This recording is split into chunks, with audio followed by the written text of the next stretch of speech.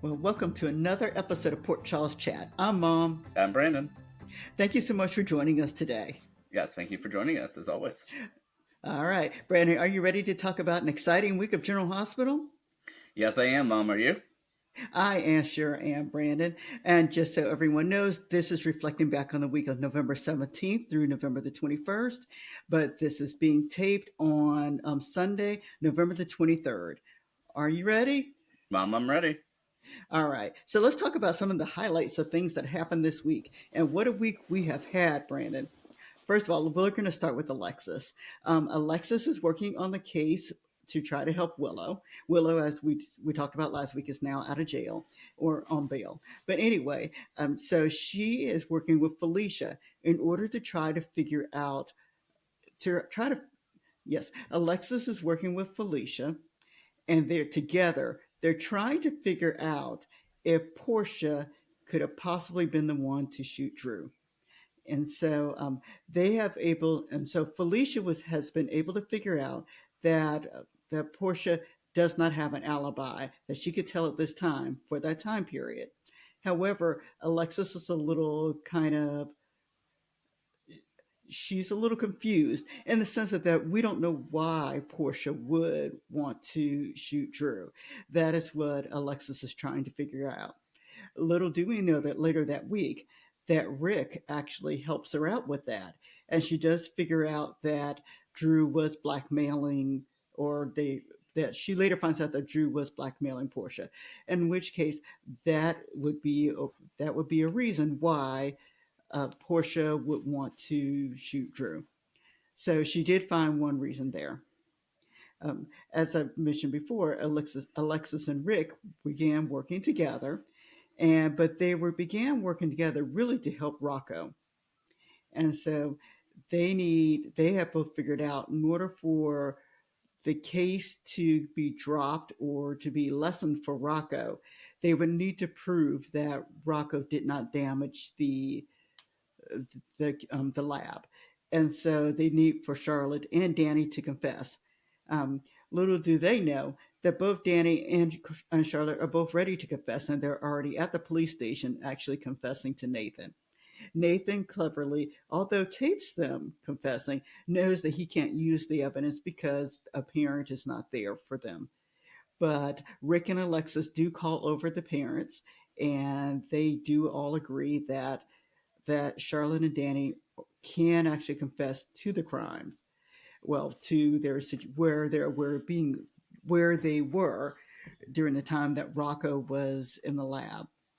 And so we have not seen them go to court yet, but at this point in time, we know that they are all willing to confess for they, meaning that Charlotte and Danny are both willing to confess being there at the same time to help Rocco out. Brandon, have I left anything out of those first two? I don't think so. I mean, those were pretty well defined portions of this very interesting week story. Yes, it is. And the big thing this week was because it is finally election time. We have heard about Measure C. We've heard about we've heard about Measure C for the last few months. I really don't think any of us care about Measure C, but apparently the people on General Hospital really do. And so anyway, uh, they they meaning Laura and Boyle are they are both competing against each other to be the mayor. While after Laura votes and she's at the voting precinct, we see Boyle come in. Not Boyle, darn it. So it is election time in Port Charles, and Laura and Boyle are both running for mayor. After Laura actually votes in the precinct, we see that Professor Dalton decides to come in. Dalton is not too happy, and he has an argument with Laura. Laura, of course, is not too happy with Dalton either. In the midst of their arguing, Laura goes and she slaps Dalton. And of course, there are a lot of witnesses. It is live streamed. And so Laura is sure that she has lost the race because she did lose control with Dalton.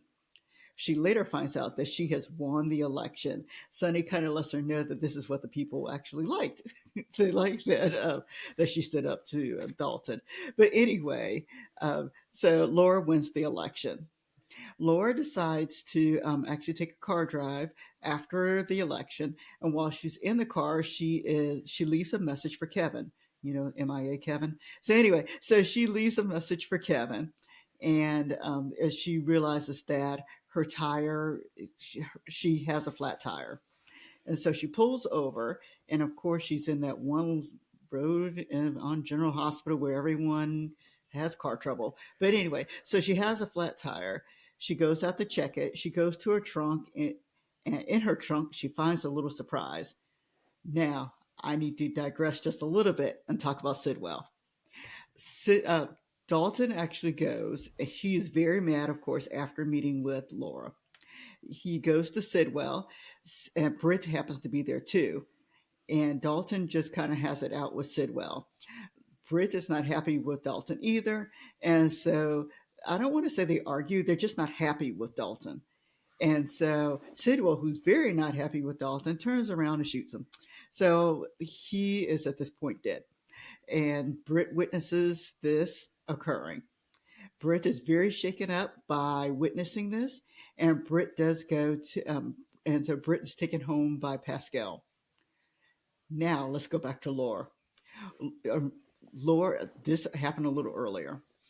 So Laura goes into her trunk. She opens her trunk, and who does she find in her trunk? Or what does she find in her trunk? She finds the body of Dalton, because Sidwell's had Dalton move from his place to Laura's trunk. Laura is beside herself.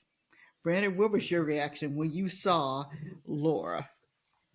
Oh, I love the reaction that she gave. I mean, certainly not the best for this very chaotic election day, but I mean, considering that we've heard all about, Measure C, which did not pass, and yeah, and this election nonstop. I mean, I'm glad at least election day is more than one day in Port Charles, or at least in the way that we see it, making all of this worth it. But yeah, Laura seems to have a bit of an issue, and she has no idea who to call. She does not know who to call. And of course, it didn't hit her to call the police. She's innocent and everything. So why would you do that? So no, she calls Sonny. And so Sonny does come around a little later. And Sonny, but before Sonny gets there, oddly enough, Nathan actually finds Laura. Nathan has a chat with Laura. Laura just kind of mentions that she has a flat tire. As Sonny comes along and says he's willing to help too. Then Nathan's called back to work, so Nathan does not go to the trunk at all. All right. So now, Britt, we've just said that Pascal has taken Britt home. And as soon as Britt gets home, she does take a shower because she has blood on her hands because she did check to see if Dalton was alive while she was with him. So anyway, Jason goes to visit Britt. Britt is visibly upset when he sees her, and so they do have a little chat. And then Jason does ask what Britt is doing with Dalton because he does know that the kids found the fob in her purse. Britt is actually at that point ready to confess when Sonny calls. And so Jason's called away to help, quote unquote, Laura. All right. So now we're going to move on to something else that's completely different. Portia. We've had a lot of exciting things, then all of a sudden we hit Curtis and Portia. And so Curtis does go to visit Portia, and she ends up sharing a baby picture or an ultrasound picture of the baby with Curtis. Curtis, you could tell, is just really excited about being a father. Trina, once more, does not know at this time, and so, but Trina on her side is ready to confess with being with at the house when Drew was shot. She meets Kai, and Kai actually talks her out of it. And then later we find little later later Willow is shown with Alexis, and she talks to Alexis about her alibi, the fact that she really does not have an alibi during the time period that Drew was shot. And that is all I have written down for what has happened this week. Brandon, what did I leave out? Okay, Mom. First of all, great job, but you did leave one important thing out. What did I leave out, Brandon? Professor Dalton confessed everything to Jocelyn. Oh, that's right, he did. How could I forget that? Yes, go ahead, Brandon. Let the audience know. Yeah, so for once we do find out that I guess there is some sort of mixture between Professor Dalton's animal testing perversion and cold fusion, or, well, actually, he doesn't even mention cold fusion, but he does try to get together with Jocelyn. Doesn't even mind the fact that she's been missing for all these months and not in the area, but he's like, "Oh, cool. Well, you're not a student anymore. Come over here. I'll take you to my real lab where I test all the animals." I mean, he doesn't even. It wasn't even a question. I mean, he just outright said, I don't keep the animals in the regular lab. That's why I have the backup lab." Yeah, he does say that. And of course, that's when Emma and Gia walk into the bar. Is it the brown cow? I can't remember. The Anyway, the brown brown dog. cow, the brown dog, the brown cow, whatever. So anyway, they walk into the bar and stop all the action from going on. But Vaughn is there also. Vaughn, who has been missing, Vaughn is there, and he kind of helps Jocelyn along and pushes her so that she will actually have a conversation with Dalton. All right. Anything else that I left out? I think now we actually have all the pieces to the puzzle. All righty, that sounds good. So let's talk about our fun parts. Let's talk about the performers of the week. I had two very strong performers, or at least in my eyes. One was Britt. Britt's range was incredible this week. She was mad. She was somewhat amused. She is scared. She had every emotion that you could possibly have this week, and I thought Britt did a wonderful job acting that out. And then I have Laura. Laura was amazing this week, absolutely amazing. Laura, I would have to put before Britt, but together they did a good job. Laura's emotion when she was with Dalton was amazing. When she slapped him, it just all that anger was there. But then when she saw Dalton's body and that scream that could probably be heard everywhere, she did a really good job, and just the scared look on her face. I thought it was interesting that she called Alexis first. I wish Alexis had picked up the phone. However, since she decided that she wasn't going to call the police, and she called Sunny, she I I thought they did a nice job of letting her go through all the emotions, and she will feel as guilty as ever later. All right, Fran, who are your performers of the week? Well, I'm going to say the same too for that reason. But you just made me think. A thought I had when watching that scene when she was trying to figure out who to call. I mean, obviously Alexis, a lawyer. My dumb question is, why don't you call your brother Martin? Yeah, well, Martin doesn't make things go away. I mean, he's at least a lawyer that can at least give some sort of lawyerly advice, and since he's loyal to a fault from all siblings, from a mayor like Laura to a serial killer like Sarah Chanel. Yeah, I guess Martin could have helped also. Actually, we talked about this. Dante probably could have helped too. Nathan, not so much. But Dante, I think that's basically his mother-in-law or ex-mother-in-law. I think he would have helped her. But Sonny has a different type of help. So Dalton's body will disappear now, or will wash ashore somewhere. Anyway, so yeah, so that'll be interesting to see what happens there. All right, Brandon, for amusing scenes of the week, Laura slapping Dalton was just funny to watch. But the other thing that was more amusing to me was Sidwell imitating Jason. That was funny. I don't know if that was ad libbed or what, but he did a great job of imitating Jason. And I have seen it mocked all over the internet, but that was great. All right, Brandon, what was your amusing scenes of the week? Oh yeah, I'm definitely gonna have to give it to that. Definitely quite amusing, and yeah, I quite enjoy for what it's worth for Sidwell, because it's kind of funny because you have like a Sunny character who's supposed to be like the likable protagonist who's also just conveniently the mob boss of the town, and then you have Sidwell who's also pretty likable, but also pretty dangerous in his own right. But how they're portrayed completely differently. Well, and I thought this is the first time, I will say this, that even though he's portrayed differently, when he actually shot Dalton, this is the first time we have really seen him do something wrong himself. Or, so I think that fear that he just put into Brit will stand out now.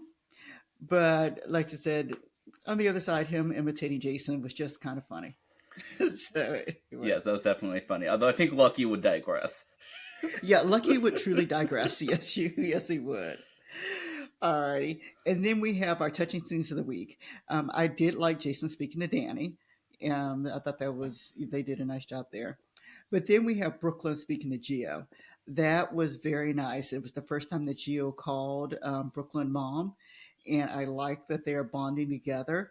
I mean, I'm sorry they had to put that Ned is the one who had to pay the price to make this kind of work together. Although Ned is fine, but I like that Brooklyn and Geo are finally getting close. All right, Brandon, what about you for touching scenes of the week? Okay, so you just made me think of one I thought of at the moment that would be really good. Uh, what was it? Humor scene, which also kind of goes into heartwarming.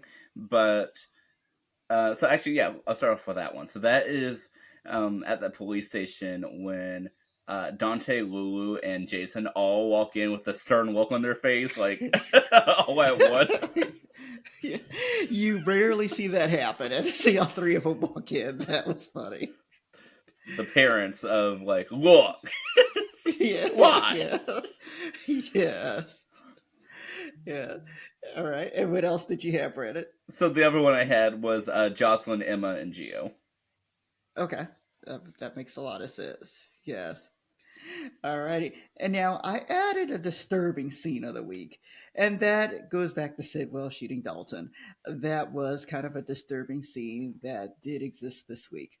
All right, Brandon, did you have a disturbing scene of the week? And I know this is a new category I just kind of threw at you. I mean, I would take an extension of that and actually have it with Brit just being sort of in shock. Mm-hmm. Yeah, I would say that that would probably be the big one, and how she's sort of, I mean, just terrified, and nothing really gets to Brit, so that says something. Yeah. All right. And then I didn't have a fast forward scene of the week. How about you? No, no fast forwards, I think. Alrighty. We did have a couple missing scenes this week. The first one that I want to talk about is Dalton, his body movement. It was just missing.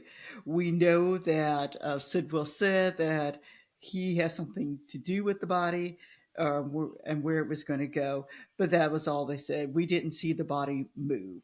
And so, or the cleanup of it at least anyway. So we didn't see that. We also we also were given some information about Portia. Apparently, Portia visited Monica on a regular basis, and that's something that we did not know. And so I don't know if that's a retcon just kind of being added in. But anyway, so that to me is a missing scene that could have occurred months ago. All right, Brandon, did you have any missing scenes of the week? I mean, I would certainly say those, and I will say that the information about Portia visiting Monica twice a week, to me, in retrospect, makes it make sense that Portia was at Monica's funeral because we're wondering why would she be there. We know that, of course, Portia's chief of staff, but or co-chief of staff, but then that begs the question of why Terry wasn't there. But now that sort of makes that make a little bit more sense. It does. It does. Alrighty, we had to say goodbye to Dalton this week. Was there anyone else we had to say goodbye to this week? Not this week, I think. Okay. And then we're going to welcome back Liz and we're going to welcome back Vaughn.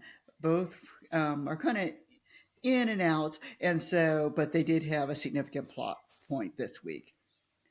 Brandon, did I miss anyone else to welcome back? Kai is back. Oh, yeah, Kai, who's been missing. Yeah, welcome back, Kai. Uh, and then we have missing people. We always have missing people. So we've got Kevin, who at least was addressed, of all things, at least he was addressed this week. And then we have Liesel, who is MIA, Tracy, who's doing who knows what in Europe, Anna, who has been kidnapped and no one seems to know where she is, Ned and Olivia, who is still in surgery. I guess I don't know where Ned is, but Ned, who's had heart surgery, but who is also asking for his tablet of all things. And then we have Olivia, who is sitting next to, I guess, Ned at this time. I don't know. She hasn't come out of the waiting room to let anyone know anything. We do know that Ned's fine. We did hear that. But those are the people who I think are missing. Brandon, who else is missing? I definitely want to speak about the Kevin part.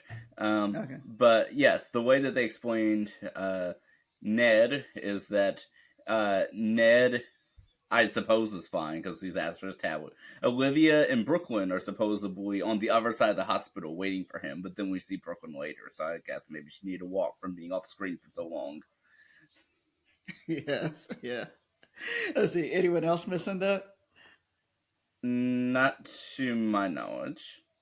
All righty. All right. So now I'm going to go to the question that I've been asking for the last few weeks. Who shot Drew? And last week I said I moved away from Danny. And here's now why I'm moving away from Danny for just for a little bit. If he's willing to confess that he was with his brother to protect his brother, maybe he didn't do it. So so we're going to move on to Portia and Stella. And so that is my rationale at this point that that Portia, of course, I think originally she was one of the people I said. So I've moved back to Portia. She doesn't have an alibi. We all know that. Stella is just so not obvious that I just thought I'd throw her in there. Um, Willow keeps coming up. I keep reading online that maybe it is Willow's alternate personality who could have possibly did it too. But just for this week, I'll say Portia and Stella, and let's see if that changes for next week. All right, Brandon, what about you? Yeah, I'm gonna say Portia as well. And General Hospital did a little preview video, a little social media thing on YouTube as a YouTube short the other day. They did, and it was rather amusing because the characters that they had. Well, I guess we should explain what the YouTube short is. Brandon, will you explain what happened? Yeah, so it was sort of a behind the scenes thing where Drew um, is saying, basically going through the suspect list, and he's saying that he needs to, get Willow out. And so basically, the different actors are in character across the studio and saying that we're going to pass the phone on to who we think is guilty. And so goes so on and so on. So you have people like Carly and Nina and Michael and Willow. And then Portia says Drew got what he deserved. Yes, and I think when we originally talked, I had like 27 people on my list who could have possibly shot Drew, and so it was interesting to see the list, like you just mentioned, who was there, which makes me wonder: are these the people we need to concentrate on, or are they just playing with our minds right now? And I'm sure they're just playing with our minds right now because this could be opened up so much. You made a comment, and I think we talked about it last week, although those in the land watching this have not seen it yet. You made a comment that Drew being shot could be a distraction for what's really going on with other storylines that's going on, which is why it was not a fatal shot per se. It was just enough to distract him. So, distract the public, meaning that if Sidwell has something to do with it, whereas not necessarily Sidwell, but maybe one of his people who could have shot, like Pascal, who could have shot Drew, then people are concentrating on that and not the real issue at hand, which is really Dalton and the cold fusion and the animal testing and whatever it is that Brits and Dalton are doing. So that is another possibility also. Like I said, just thoughts, but I'm really sticking with Portia and Stella anyway for this week. All right, Brandon. Um, any thoughts on your behalf Overall for the week. overall for the week? Yes, Well, or Drew. yeah, I mean, to sort of wrap up Drew, I do think that we'll find out within the next week and a half. Um, Based off the way the preview's done, I would think if it wasn't for Thanksgiving being this week, or the week of us taping. I think it would be this upcoming week, but it might be the week after that because I know they're still a little bit behind. So I think it will be before the end of the first week of December. But Mom, my question for you, I did have a comment about Kevin, but I want to ask you this first. Do you think Okay. we'll have a Quartermain Thanksgiving this year? Oh gosh, I wish we would. If we do have one, I have a feeling it will be really the week after Thanksgiving because they're behind a few days. But that's my favorite holiday on General Hospital because I love their "We Gather Together" song, and so hopefully they do have a turkey issue at the Quartermains because that's just what happens there. Yes, I certainly hope that they do have the Thanksgiving. We have yet to be able to speak about Quartermain Thanksgiving here on the Port Charles chat since we didn't have one last year. Instead, they had a first week of December Christmas party where we find out about the big old tape, or maybe whoever shot Drew's on tape, since that's the thing they do at the beginning of December now. Oh, maybe it is. That question has been asked. Why didn't he have a some sort of why didn't he have some sort of alarm system or some sort of videotape out his house? So that is a good question. It's because he did it. Yes. But Mom, I have a question for you about, or a question comment about Kevin before we end out. All right. And what is your question? Is it just me, or in Friday's episode, or well, the end of Thursday's episode when Laura's on the call with Kevin, it didn't quite seem to me that. I mean, she seemed excited to speak to his voicemail, but it didn't seem like he was necessarily viewed in a positive light, despite not being mentioned by name. Yeah, I thought it was interesting that his name was on the phone, so you could see who she was talking to. His name was not said, but you knew who she was talking to. Um, I don't know. You took it as a little bit of a negative light. I didn't really see it that far. Because she did go to him for well, that's who she originally thought she would call when she realized that Dalton was in the trunk. That was her first thought was to call Kevin. Then she kind of realized, well, he's not there, so he can't help anyway. But I don't know what they're leading with Kevin because he's been gone for a while. They didn't explain why he was gone. They just said he was in Ireland. So I don't know if that means this is a future breakup because we all know that Kevin, for those in real life, some people know that he plays on Beyond the Gates now, and so I don't know if they're going to let him come back and tape a final scene or if he will just disappear and he comes back later because the gentleman who's played Kevin, has kind of he's left and come back, over the course of the years. So it'll be interesting to see if they decide to do that. Or maybe he shot Drew. He could have shot Drew, and actually it would explain a lot if he did, because maybe he has tendencies like his brother. Who knows? And that would be Ryan Chamberlain for those who are wondering. Yeah.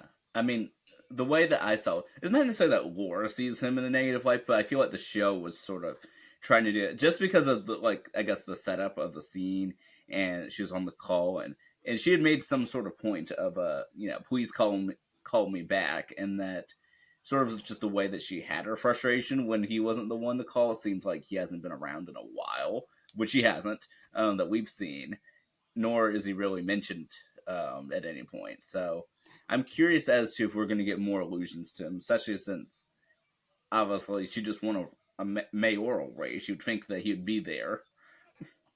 Yeah, yeah. So we'll see what they plan to do with Kevin a little later, especially since they did bring him up. But yeah, well, we'll have to see. Mom, is there anything else you want to mention? No, I think we're good for the week. And so we want to hear from you guys. Let us know your thoughts about Drew. And so we can't wait to see how this kind of ends. Like Brandon mentioned, it could be within a couple weeks. Maybe it will, maybe it won't. We don't know. But we thank everybody for watching today. We look forward to seeing you next time. All right, have a great day, everybody.